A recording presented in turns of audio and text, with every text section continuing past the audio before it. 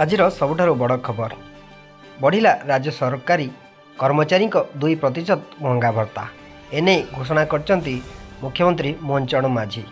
या फल सरकारी कर्मचारी महंगा भत्ता 53% रु 55% को वृद्धि पाइला। यह जनवरी 1 रु पिछला भाव में लागू हेबो। यही वर्धित महंगा भत्ता चलित एप्रिल मास दरमारे नगद आकार रे मिलिबाकु जाउछि।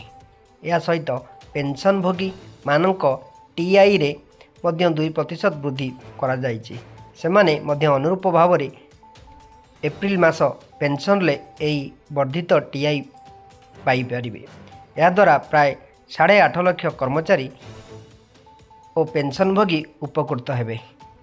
हाँ दर्शक बंधु, मुख्यमंत्री आज थिला यार बड़ घोषणा, जहाँ राज्य सरकार कर्मचारी 2% महंगा भत्ता वृद्धि होइछि। एने घोषणा करचंती मुख्यमंत्री मोहन चरण माझी। ऑनलाइन ले सुंदर सुंदर फुटवेयर मिलुअछि।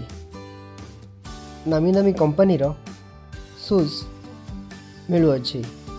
देरी न करी ऑर्डर करंतु एवं सस्ता दाम रे भल जूता किनिबा को ट्राई करंतु।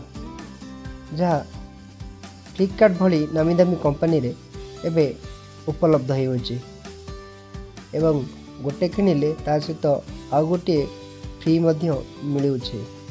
देरी न करी ऑर्डर करंतु, यार फायदा उठांतु।